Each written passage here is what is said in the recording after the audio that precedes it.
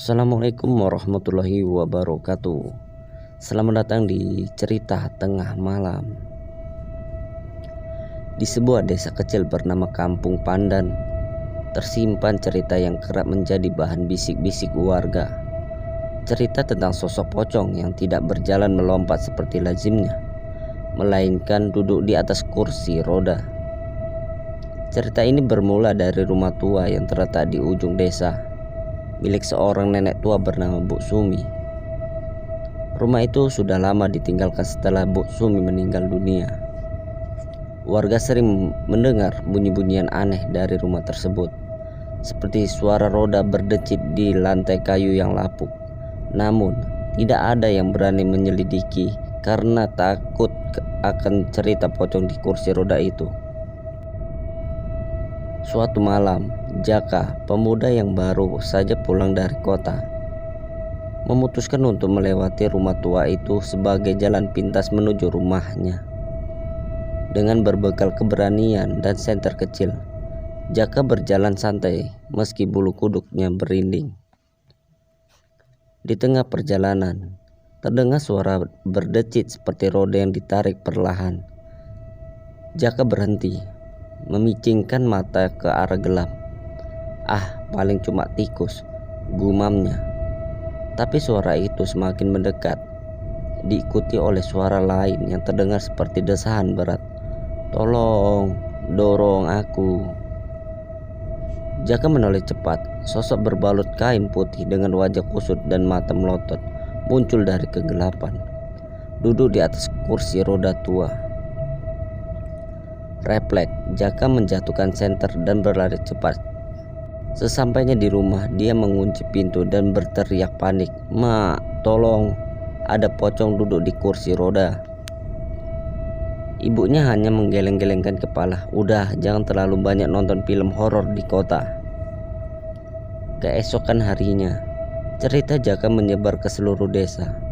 Para pemuda desa yang lebih penasaran daripada takut memutuskan untuk menyelidiki. Mereka mengajak Pak Parto, dukun kampung yang terkenal serba bisa, untuk memimpin perburuan itu. "Kalau memang benar ada pocong di kursi roda, kita harus cari tahu kenapa dia gentayangan. Jangan-jangan dia butuh bantuan," kata Pak Karto sambil membawa sapu lidi dan garam di kantongnya. Malam itu mereka bersepuluh, lengkap dengan peralatan seadanya, mulai dari pentungan hingga wajan, berangkat ke rumah tua Bu Sumi. Ketika sampai di halaman rumah, suasana mendadak mencekam. "Ayo masuk pelan-pelan," bisik Pak Parto. Saat mereka membuka pintu, bunyi roda berdecit terdengar lagi. Sosok pocong itu muncul dari ruang tamu dengan kursi rodanya, menatap mereka dengan sorot mata yang menyeramkan. "Dorong aku, tolong," katanya dengan suara parau. Bukannya lari, para pemuda malah bengong. Salah satu dari mereka, Udin, tertawa kencang. "Pocong apaan ini? Duduk aja di kursi roda. Kamu kan hantu, loncat dong." Pocong itu tampak tersinggung. "Aku nggak bisa loncat, kakiku lumpuh." Mendengar itu, suasana berubah canggung. Semua terdiam beberapa saat sebelum Pak Parto angkat bicara. "Kamu ini pocong gentayangan ya? Apa yang kamu mau?" "Aku cuma mau kursi roda aku didorong ke makam. Aku nggak bisa istirahat dengan tenang kalau masih di sini," jawab pocong itu. Pak Parto langsung mengatur strategi. "Baiklah, kita bantu kamu. Tapi habis ini jangan gentayangan lagi."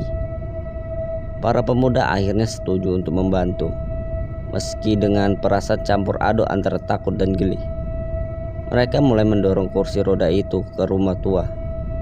Namun kursi roda itu ternyata berat sekali. "Ini kursi rodanya dari besi atau apa sih? Berat banget," keluh Udin. Pocong itu menjawab, "Kan aku udah bilang, aku bukan pocong biasa. Aku pocong yang istimewa." Sepanjang jalan menuju makam, suasana jadi semakin konyol. Dari pemuda bergantian mendorong kursi roda sambil bercanda. Pocong itu, meski menyeramkan, mulai terbuka dan mengobrol dengan mereka. Aku ini sebenarnya orang baik waktu hidup, katanya. Tapi aku meninggal karena kecelakaan. Makanya aku harus pakai kursi roda bahkan setelah mati. Pak Parto menimpali, tapi kenapa kamu malah jadi hantu? Karena waktu aku meninggal, kursi rodaku ini belum sempat dikembalikan ke pemiliknya. Aku jadi gentayangan karena ada urusan yang belum selesai. Setelah perjuangan panjang, mereka akhirnya sampai di makam. Namun, ternyata ada satu masalah lagi. Pocong itu tidak tahu di mana letak makamnya sendiri. Gimana sih? Kamu pocong, masa lupa makam sendiri? Keluh Jaka. Aku meninggal mendadak, jadi aku nggak sempat hafalin jalan, jawab pocong itu dengan nada polos. Akhirnya, mereka semua harus mencari makam itu satu persatu. Setelah beberapa waktu, Pak Parto menemukan makam dengan tulisan nama yang cocok. Pocong itu terlihat lega. Tolong letakkan aku di sini bersama kursi rodaku, pintanya. Dengan hati-hati mereka menurunkan pocong itu dari kursi roda dan membaringkan di atas makam. Kursi rodanya mereka letakkan di samping nisan. Terima kasih semuanya, kata pocong itu. Sekarang aku bisa tenang. Setelah selesai, para pemuda dan Pak Parto pulang dengan perasaan lega. Namun, saat mereka hampir sampai di kampung, terdengar suara roda berdecit lagi.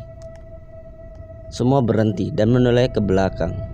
Sosok pocong di kursi roda itu muncul lagi, tapi kali ini dengan ekspresi yang berbeda. Tunggu dulu. Ada yang lupa, kursi roda ini sebenarnya bukan milikku. Bisa nggak kalian balikin ke toko tempat aku nyewa dulu?